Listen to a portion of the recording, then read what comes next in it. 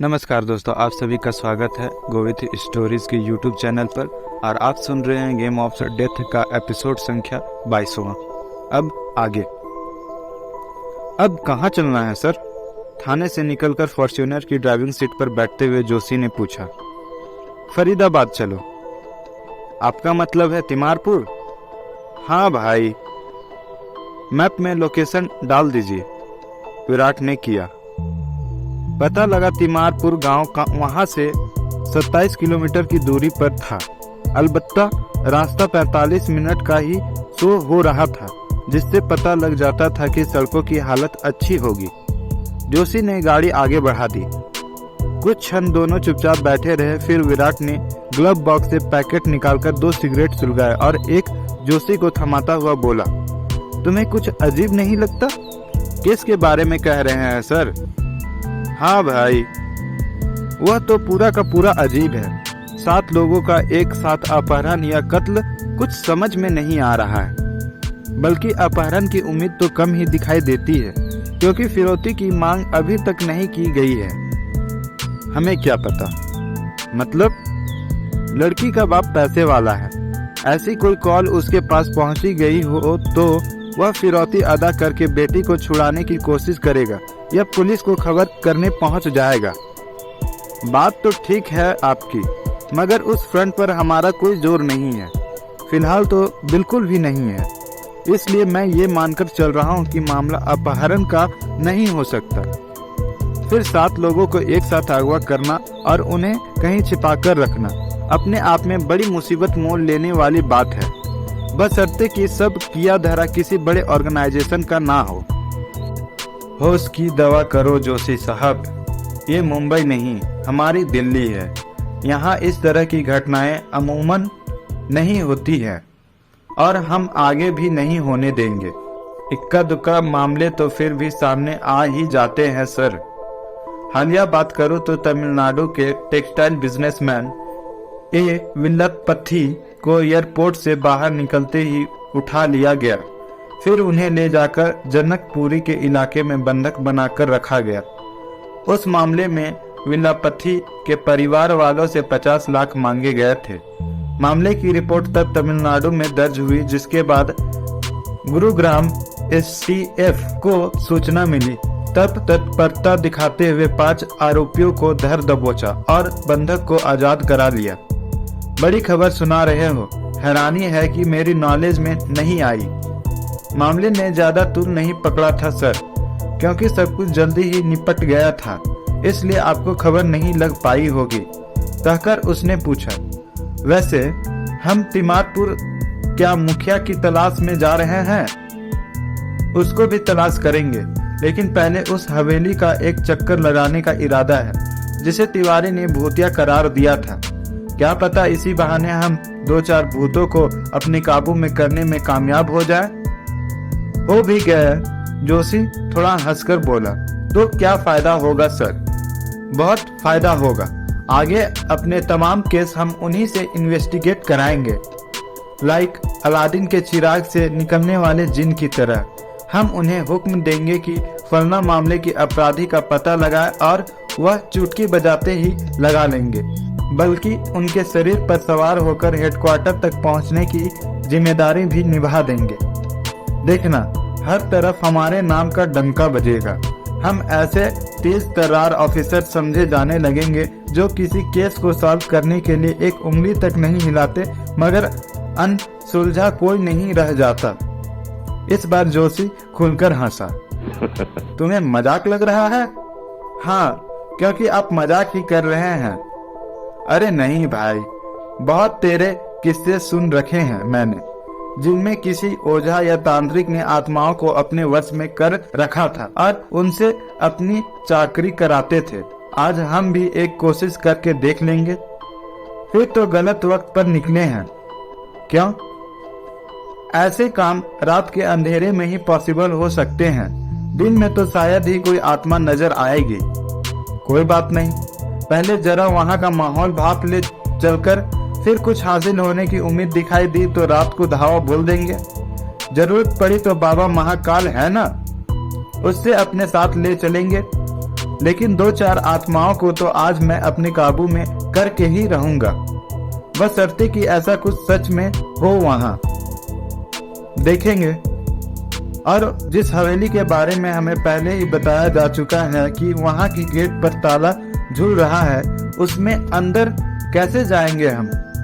या वह काम भी किसी आत्मा के जरिए ही करने का इरादा है आपका?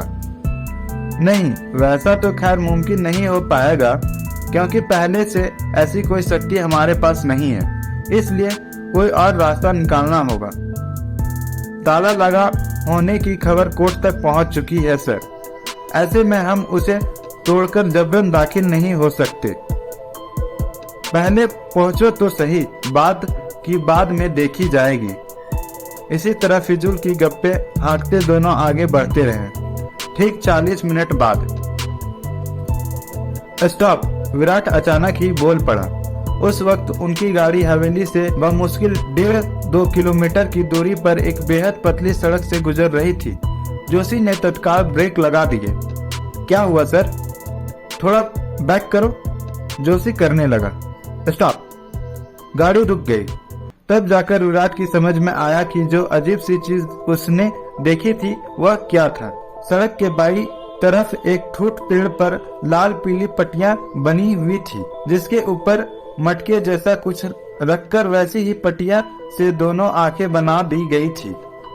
असल में वह पट्टियां नाइट ब्राइट पेंट के जरिए बनाई गई थी, जो रात के वक्त रिफ्लेक्टर का काम करता है। उद्देश्य यकीनन यही रहा होगा कि आगे आते जाते वाहनों को रास्ते का सही आभास मिलता रहे।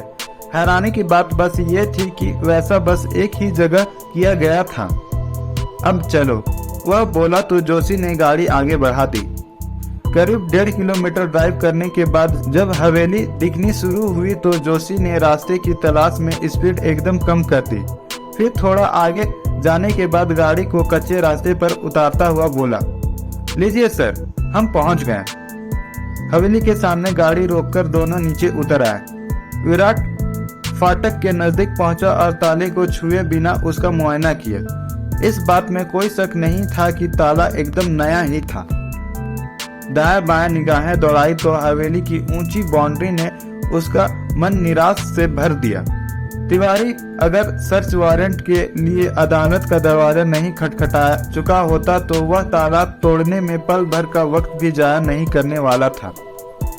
मगर अब वैसा करना मुमकिन नहीं था। किसी को पता लग जाता तो लेने के देने पड़ जाते। आओ, एक राउंड लगाकर आते हैं, कहकर वह दाएं तरफ को बढ़ता तो जोशी उसके साथ हो लिया।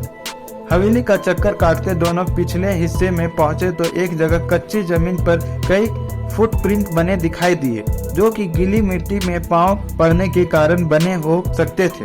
वैसा बीती रात भी हुआ हो सकता था, क्योंकि उसके बाद बारिश नहीं हुई थी, और पहले बना होता तो कल की बारिश ने उसे कुछ हद तक तो बिगाड़ कर रख ही देना था। फुटप्रिंट का पीछा करते दोनों आगे बढ़े तो एक जगह बाउंड्री ऊपर से 2-3 फीट टूट गई दिखाई दी। टूटे हुए हिस्से का मलबा भी वहीं पड़ा था, जो कि हालिया बना नहीं लगा क्योंकि उस पर घास उग आई थी। वहां अलग से जो खास बात दिखाई दी वह थे 2 छोटे छोटे चौकोर गड्ढे, मुश्किल से 4 इंच लंबे चौड़े। झुककर उसका मुआयना किया तो पाया कि गहराई 1-1.5 इंच से ज्यादा नहीं थी और पूरी की पूरी आयताकार थी, इसलिए किसी जानवर के पैरों से बने नहीं हो सकते थे। क्या कहते हो जोशी साहब? मैंने क्या कहना है सर, फैसला तो आपने करना है। कर लिया, हम इस जगह से भीतर दाखिल होंगे। ऊंचाई तो अभी भी ज्यादा है सर, मगर इतनी नहीं जिसे पार न किया जा सके, कहकर उसने दाएं बाएं और पीछे दूर दूर तक निगाह दौड़ाकर यह सुनिश्चित किया कि किसी की नजर उन पर नहीं थी। फिर वहां इकट्ठे हुए मलबे पर चढ़कर बाउंड्री थामी और पूरी ताकत से ऊपर की तरफ उचका। तभी जोशी ने उसके हवा में उठे दोनों पैरों को नीचे हाथ लगाकर धकेलना शुरू कर दिया। बाउंड्री पर पहुंचकर विराट ने जोशी का हाथ थामा और ऊपर खींच लिया। दीवार की चौड़ाई कम से कम 2.5 फीट थी, इसलिए वैसा करने में उन्हें किसी किस्म की परेशानी का सामना नहीं करना पड़ा। दोनों ने भीतर छलांग लगा दी। वहां की जमीन का भी कुछ कुछ बाहर वाली ही हाल था। कई जोड़ी कदमों के निशान दिखाई दे रहे थे, साथ में बाहर जैसे 2 छोटे गड्ढे भी। सामने मुख्य इमारत थी जिसमें ढेरों खिड़कियां और रोशनदान बने नजर आ रहे थे। वैसी हर खिड़की के ऊपर एक बड़ा सा छज्जा बना हुआ था, जो कि शायद बारिश की बौछारों को अंदर जाने से रोकने के लिए बनाया गया था। पहले की तरह वॉक करते दोनों हवेली के फ्रंट में पहुंचे तो दरवाजे के सामने बनी 5 स्टेप वाली सीढ़ियां दिखाई दी, जिस पर कदम रखते रखते उन्हें एकदम से ठिठक जाना पड़ा।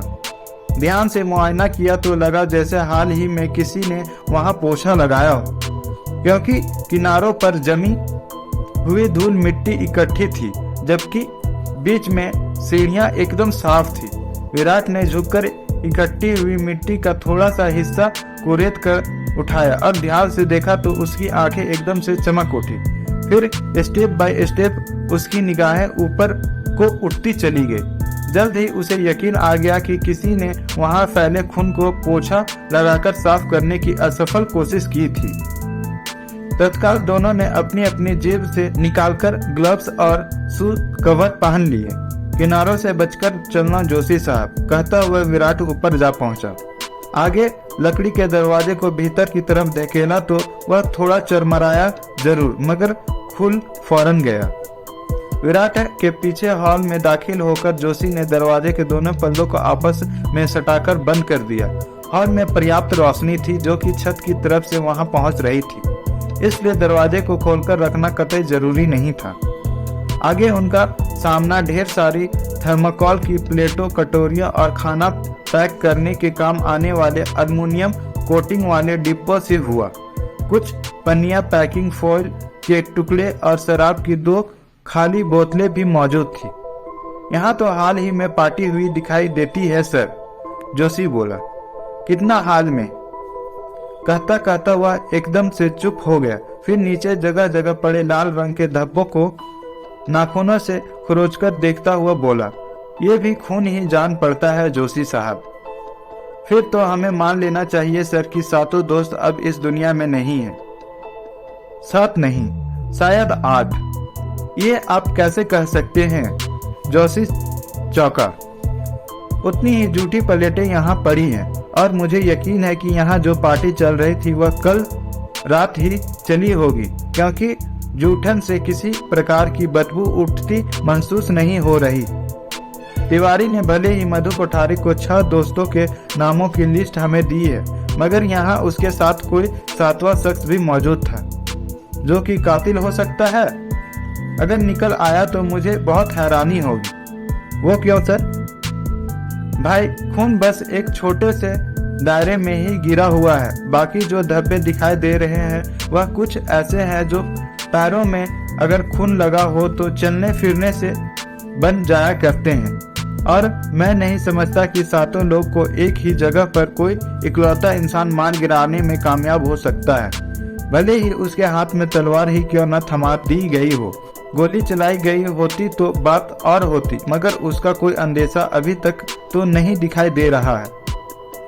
7 लोगों पर अगर गोली भी चलाई जाए तो सर, उसमें से कोई ना कोई तो बचने के लिए इधर उधर भागने में कामयाब हो ही जाएगा, बच भले ही ना सके।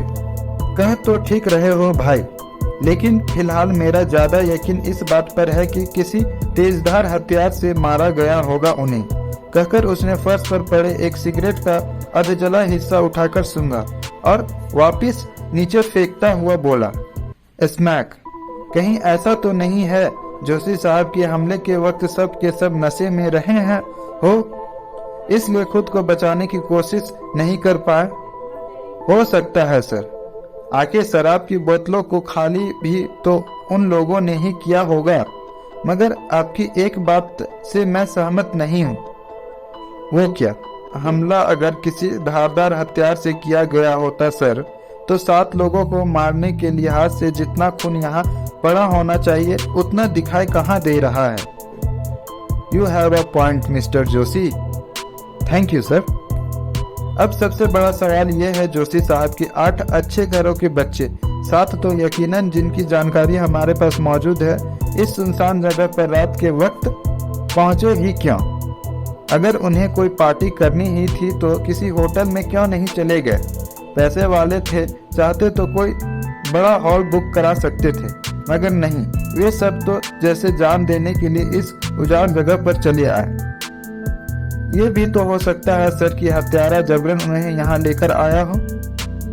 जबरन लाया, फिर भी उन सबको खाने पीने का मौका दे दिया। कोई बड़े दिल वाला कातिल जान पड़ता है, जिसने पहले अपने शिकारों को ऐश कराया, बकरीद के बकरे की तरह खिला पिलाकर मोटा ताजा किया, फिर एक एक करके सबको हलाल कर दिया। नहीं सॉरी, ऐसा नहीं हो सकता। इतना तो तय समझो कि सब अपनी मर्जी से यहाँ पहुँचे थे, जिसकी खबर या तो बाद में किसी तरह से हत्यारे को लग गई या वह पहले से उनके साथ मौजूद था, उनके पहचान वाला था, इसलिए सब धोखा खा गए। बल्कि कातिल के अकेले होने की बात भी मुझे हजम नहीं हो रही। जरूर उसका कोई सहयोगी भी था, जिसके लिए इस हवेली में उसने बाद में एक्सेस बनाई हो सकती है। दम तो है आपकी बात में।